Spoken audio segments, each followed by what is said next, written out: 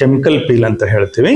ತುಂಬಾನೇ ಗಾಢವಾಗಿ ತುಂಬಾನೇ ಅದು ಈ ಕ್ರೀಮ್ಗಳಿಗೆ ಸ್ಪಂದಿಸದೇ ಇದ್ದಾಗ ನಾವು ಈ ಕೆಮಿಕಲ್ ಪೀಲ್ ಅನ್ನು ಬಳಸ್ಬೋದು. ಎಷ್ಟೋ ಜನ ಕೆಲವೊಂದು ಕ್ರೀಮ್ಗಳನ್ನ ಈ ಲೈಟ್ ಶೈನು ಅಥವಾ ಏನೇನೋ ಒಂದು ಹೆಸರುಗಳು ಕ್ರೀಮ್ಗಳನ್ನ ಅಂಗಡಿಯಲ್ಲಿ ಹೋಗಿ ಡೈರೆಕ್ಟ್ ಆಗಿ ತಗೊಂಡ್ ಬರ್ತಾರೆ. ಇದರಿಂದ ಮುಖ ಎಲ್ಲ ಕೆಂಪಾಗಿ, ಮುಖ ತುಂಬ ಕೂದಲಾಗಿ, ಮುಖ ಒಂಥರ ಒಂದು ನೋಡೋಕೆ ಒಂಥರ ಕಷ್ಟಕರವಾಗಿ ಕಾಣೋ ತರ ಮಾಡ್ಕೊಂಡಿರ್ತಾರೆ. ಈ ಮೆಲಾಸ್ಮಾ ಅಥವಾ ಭಂಗಿಗೆ ಸಂಪೂರ್ಣ ಪರಿಣಾಮಕಾರಿ 100ಕ್ಕೂ 100 ಖಾತ್ರಿ ಅಂದ್ರೆ ಗ್ಯಾರಂಟಿ ಕೊಡುವಂತ ಒಂದು ಟ್ರೀಟ್ಮೆಂಟ್ ಕಂಪಲ್ಸರಿ ಇಲ್ಲ. ಮುಖ್ಯವಾಗಿ ಸಮತೋಲಿತ ಆಹಾರ, ನೀರು ಕರೆಕ್ಟ್ ಆಗಿ ಕುಡಿಯೋದು, ನಮ್ಮ ಜೀವನದಲ್ಲಿ ಸ್ಟ್ರೆಸ್ಗಳು, ಈ ಸ್ಟ್ರೆಸ್ ಹಾರ್ಮೋನ್ಸ್ ಅಂತ ಏನಿರ್ತವೆ ಅದರಿಂದ ಕೂಡ ಈ ಕಲರ್ ಉತ್ಪಾದನೆ ಜಾಸ್ತಿ ಆಗ್ತದೆ. ಅನವಶ್ಯಕವಾಗಿ ಕ್ರೀಮ್ಗಳ ಬಳಕೆಯನ್ನ ನಿಲ್ಲಿಸಬೇಕು, ಅನವಶ್ಯಕವಾದ ಮಾತ್ರೆಗಳ ಸೇವನೆಯನ್ನು ನಿಲ್ಲಿಸಬೇಕು. ಸೊ ಯಾವುದೇ ಒಂದು ಮೀಡಿಯಾದಲ್ಲಿ ಯಾರೋ ಒಬ್ರು 30 ಸೆಕೆಂಡಲ್ಲಿ ವಿಡಿಯೋದಲ್ಲಿ ಹೇಳಿದ ಹಾಗೆ ಮಾಡಿದ್ರೆ ನಿಮ್ಗೆ ಯಾವುದೋ ಪರಿಣಾಮ ಸಿಗೋದಿಲ್ಲ, ತೊಂದರೆ ಆಗುವ ಸಾಧ್ಯತೆಗಳು ಜಾಸ್ತಿ.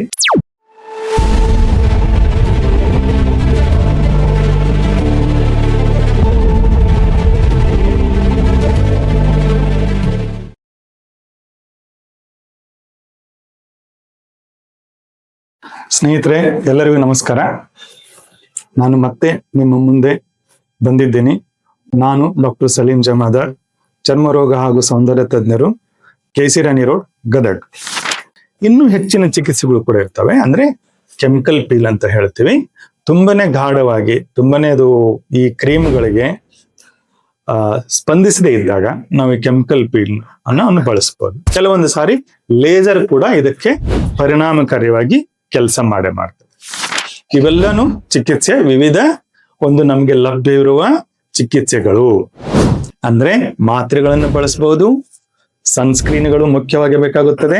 ರಾತ್ರಿ ಆ ಉತ್ಪಾದನೆ ಆಗಿರೋ ಬಣ್ಣ ಕಡಿಮೆ ಆಗಲು ಕೆಲವೊಂದು ಕ್ರೀಮ್ಗಳು, ಕೆಲವೊಂದು ಸಾರಿ ಕೆಮಿಕಲ್ ಪೀಲ್ ಅಂತ ನಾವು ಸೌಂದರ್ಯ ಚಿಕಿತ್ಸೆ ನಿಮ್ಮ ಚರ್ಮವಿದ್ರು ಕೊಡ್ತಾರೆ, ಅವ್ರು ಕೊಡ್ಬೋದು. ಹಾಗೂ ಈ ಲೇಸರ್ಗಳ ಮಷೀನ್ಗಳ ಮುಖಾಂತರನು ಕೂಡ ಇದನ್ನು ಕಡಿಮೆ ಮಾಡಬಹುದು.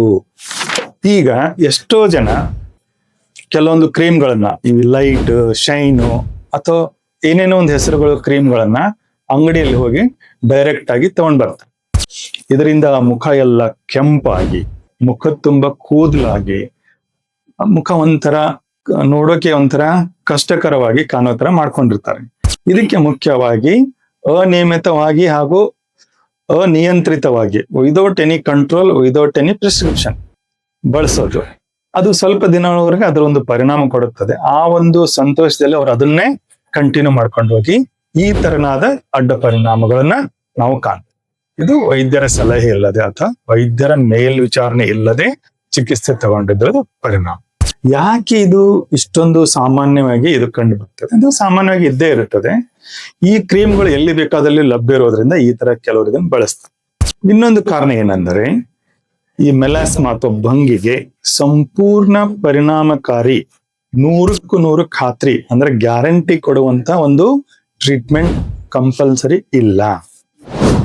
ಒಂದು ಲೆವೆಲ್ ವರೆಗೆ, ಒಂದು ಹಂತದವರೆಗೆ ನಾವು ಸ್ಯಾಟಿಸ್ಫ್ಯಾಕ್ಟರಿ ಅಂದ್ರೆ ಒಂದು ತೃಪ್ತಿದಾಯಕ ಚಿಕಿತ್ಸೆ ಕೊಡಬಹುದು.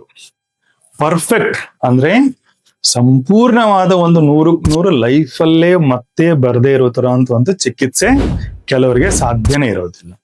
ಅದನ್ನು ವೈದ್ಯರು ನಿಮ್ ಮುಂದೆ ತಿಳಿಸ್ತಾರೆ. ಎಷ್ಟು ವರ್ಷ ತಗೋಬೇಕಾಗ್ಬೋದು, ಎಷ್ಟು ಸಲ ಹಚ್ಚಬೇಕಾಗ್ಬೋದು, ಹಾಗೂ ನಿಮಗೆ ಎಷ್ಟು ಪರ್ಸೆಂಟೇಜ್, ಪ್ರತಿಶತ ನಿಮಗೆ 50% ಕಡಿಮೆ ಆಗ್ತದೆಯಾ ಇಲ್ಲ 80% ಕಡಿಮೆ ಆಗ್ತದೆ. 100ಕ್ಕೂ 100 ಪರಿಣಾಮಕಾರಿ ಚಿಕಿತ್ಸೆಯನ್ನ ವೈದ್ಯರುಗಳು ಪ್ರಾಮಿಸ್ ಮಾಡಲು ಅಂದ್ರೆ ನಿಮಗೆ ಪ್ರಾಮಿಸ್ ಮಾಡಲು ಸಾಧ್ಯ ಇರೋದ್ರಿಂದ ಕೆಲವರು ಈ ತರ ಕ್ರೀಮ್ಗಳ ಮೊರೆ ಹೋಗಿ ಈ ತರ ಸೈಡ್ ಎಫೆಕ್ಟ್ ಅನ್ನು ಮಾಡ್ಕೊಂಡು, ಇದನ್ನ ನಾವು ಅರ್ಥ ಮಾಡ್ಕೋಬೇಕು. ಸಂಪೂರ್ಣ ಚಿಕಿತ್ಸೆ ಪರಿಣಾಮಕಾರಿ 100ಕ್ಕೂ 100 ಖಾತ್ರಿ ಕೊಡುವಂಥದ್ದು ಈ ಭಂಗಿನ ಚಿಕಿತ್ಸೆ ಅನ್ನೋದು ಇರೋದಿಲ್ಲ. ಹಾಗೆ ಕೆಲವರು ತಪ್ಪೇನ್ ತಿಳ್ಕೊಂಡಿರ್ತಾರಂದ್ರೆ ಒಂದು ಕ್ರೀಮ್ ಹಚ್ಚಿದ್ರೆ ಸಾಕು, ಅದು ಲೈಫ್ ಲಾಂಗ್ ಹಚ್ತಾ ಹೋಗ್ಬೋದು. ಜೀವನ ಪರ್ಯಂತ ಹಚ್ಚುವಂತ ಕ್ರೀಮ್ಗಳು ಕೂಡ ಯಾವುದು ಇರೋದಿಲ್ಲ. ಎಲ್ಲದಕ್ಕೂ ಒಂದು ಅವಧಿ, ಎಲ್ಲದಕ್ಕೂ ಒಂದು ಡೋಸೇಜ್ ಅಂತ ಇಷ್ಟೇ ಅಂತ ಇರುತ್ತದೆ. ಬರೀ ಮಾತ್ರೆಯಲ್ಲಿ ಮಾತ್ರ ಸೈಡ್ ಎಫೆಕ್ಟ್ಸ್ ಇರೋದಿಲ್ಲ. ಕೆಲವೊಂದು ಕ್ರೀಮ್ಗಳಲ್ಲೂ ಕೂಡ ನಾವು ಅನಿಯಂತ್ರಿತವಾಗಿ ಹಾಗೂ ಅನಿಯಮಿತವಾಗಿ ಹಂಗೆ ಹಚ್ತಾನೆ ಹೋದ್ರು ಕೂಡ ಕೆಲವೊಂದು ಈ ಅಡ್ಡ ಪರಿಣಾಮಗಳು ಕಂಡು ಬಂದೇ ಬರ್ತವೆ. ಇವನ್ನ ನಾವು ಗಮನದಲ್ಲಿ ಇಟ್ಕೊಂಡು ಚಿಕಿತ್ಸೆಯನ್ನ ತಗೋಬೇಕು. ಸೊ ಮುಖ್ಯವಾಗಿ ಕೊನೆಯ ಭಾಗಕ್ಕೆ ಬರ್ಬೇಕಂದ್ರೆ ಕಾಯಿಲೆ ಅಲ್ವೇ ಅಲ್ಲ, ಇದೊಂದು ಕಂಡೀಷನ್. ಇದು ಸೌಂದರ್ಯಕ್ಕೆ ಸಂಬಂಧಪಟ್ಟಂತದ್ದು, ಆರೋಗ್ಯಕ್ಕೆ ಸಂಬಂಧಪಟ್ಟಂತದ್ದಲ್ಲ. ಅದು ನಿಮ್ಮ ಮುಖ ಸುಂದರವಾಗಿ ಕಾಣ್ಬೇಕಂದ್ರೆ ನೀವು ಸಮೀಪದ ಚರ್ಮ ರೋಗದ ವೈದ್ಯರಲ್ಲಿ ಹೋಗಿ, ಸೌಂದರ್ಯ ಚಿಕಿತ್ಸೆ ತಜ್ಞರಲ್ಲಿ ಹೋಗಿ ಇದ್ರ ಬಗ್ಗೆ ನೀವು ಒಂದು ಚರ್ಚೆ ಮಾಡ್ಬೋದು. ಯಾವ ತರ ಟ್ರೀಟ್ಮೆಂಟ್ ಬೇಕಾಗುತ್ತದೆ, ಎಷ್ಟು ದಿವಸ ಬೇಕಾಗುತ್ತೆ, ಹಾಗೂ ಎಷ್ಟು ನಿಮಗೆ ಪರಿಣಾಮ ಸಿಗುತ್ತದೆ, ಎಷ್ಟು ರಿಸಲ್ಟ್ ಸಿಗುತ್ತದೆ, ಎಲ್ಲವನ್ನು ನಿಮ್ಮ ವೈದ್ಯರು ನಿಮ್ಗೆ ತಿಳಿಸಿರ್ತಾರೆ. ಆ ಪ್ರಕಾರ ಒಂದು ಎಕ್ಸ್ಪೆಕ್ಟೇಷನ್ ಇಟ್ಕೊಂಡು ಆ ತರನೇ ಇದು ಇಷ್ಟು ಹೋಗುತ್ತದೆ ಅಂತ ಒಂದು ನಂಬಿಕೆ ಇಟ್ಕೊಂಡು ಚಿಕಿತ್ಸೆ ಮುಂದುವರಿಸಬೇಕೇನ. ಕೆಲವೇ ತಿಂಗಳಲ್ಲಿ ಇದು ಪೂರ್ತಿ ಹೋಗೇ ಬಿಡುತ್ತದೆ, ನನಗೆ ಜೀವನದಲ್ಲಿ ವಾಪಸ್ ಬರೋದೇ ಇಲ್ಲ ಅನ್ನೋಂತ ಒಂದು ಸಾಧ್ಯತೆ ಅರ್ಧ ಜನರಿಗೆ ಆಗುದೇ ಇಲ್ಲ. ತುಂಬಾ ಜನರಿಗೆ ಹೋಗೋ ಚಾನ್ಸಸ್ ಇದ್ದೇ ಇರುತ್ತೆ. ಹಾಗೂ ಅವರು ಉಪಯೋಗಿಸುವ ಚಿಕಿತ್ಸೆ ರೀತಿಯಲ್ಲಿ ಕೂಡ ಇರುತ್ತೆ.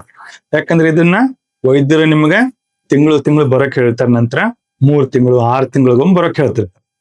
ಈ ಒಂದು ಅವಧಿಯಲ್ಲಿ ನೀವು ಮಾಡಿಕೊಳ್ಳುವ ಚಿಕಿತ್ಸೆ ಮೇಲೆ ಅದರ ಪರಿಣಾಮ ಅಂದ್ರೆ ಅದರ ರಿಸಲ್ಟ್ ಡಿಪೆಂಡ್ ಅಂದ್ರೆ ಅವಲಂಬನೆ ಆಗಿರ್ತದೆ. ಸೊ ಶಿಸ್ತಿನ ಒಂದು ಈ ಕ್ರೀಮ್ಗಳ ಬಳಕೆ ಇದರಲ್ಲಿ ಮುಖ್ಯವಾಗಿ ಈ ಚಿಕಿತ್ಸೆ ಯಶಸ್ಸಿಗೆ ಬೇಕು. ಹಾಗೆ ಮುಖ್ಯವಾಗಿ ಸಮತೋಲಿತ ಆಹಾರ, ನೀರು ಕರೆಕ್ಟ್ ಆಗಿ ಕುಡಿಯೋದು, ನಮ್ಮ ಜೀವನದಲ್ಲಿ ಸ್ಟ್ರೆಸ್ಗಳು, ಈ ಸ್ಟ್ರೆಸ್ ಹಾರ್ಮೋನ್ಸ್ ಅಂತ ಏನಿರ್ತವೆ ಅದರಿಂದ ಕೂಡ ಈ ಕಲರ್ ಉತ್ಪಾದನೆ ಜಾಸ್ತಿ ಆಗ್ತದೆ. ನಿದ್ದೆ ಚೆನ್ನಾಗಿರ್ಬೇಕು. ನಿದ್ದೆ ಸ್ವಲ್ಪ ಡಿಫ್ರೆನ್ಸ್ ಆದ್ರೆ ಅದು ಕೂಡ ಕೆಲವೊಂದು ಹಾರ್ಮೋನ್ಗಳು ಬಿಡುಗಡೆ ಆಗಿ ಇಲ್ಲಿ ಮತ್ತೆ ಇಲ್ಲಿ ಕಪ್ಪಾಗೋ ಸಾಧ್ಯತೆ ಇರುತ್ತದೆ. ಹಾಗೇನೆ ಅನವಶ್ಯಕವಾಗಿ ಕ್ರೀಮ್ಗಳ ಬಳಕೆಯನ್ನ ನಿಲ್ಲಿಸ್ಬೇಕು. ಅನವಶ್ಯಕವಾದ ಮಾತ್ರೆಗಳ ಸೇವನೆಯನ್ನು ನಿಲ್ಲಿಸ್ಬೇಕು. ವೈದ್ಯರು ನಿಮಗೆ ತಿಳಿಸಿದ ಹಾಗೆ, ತಿಳಿಸಿದ ರೀತಿಯಲ್ಲಿ, ತಿಳಿಸಿದ ಅವಧಿಯವರೆಗೆ ಈ ಚಿಕಿತ್ಸೆಯನ್ನ ಪಡೆದುಕೊಳ್ಬೇಕು.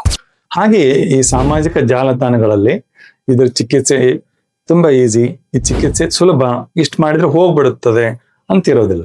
ಇದ್ರ ಬಗ್ಗೆ ಇನ್ನೂ ಸಂಶೋಧನೆಗಳು ನಡೀತಾ ಇದ್ದಾವೆ ದಂಗಿನ ಚಿಕಿತ್ಸೆ ಬಗ್ಗೆ.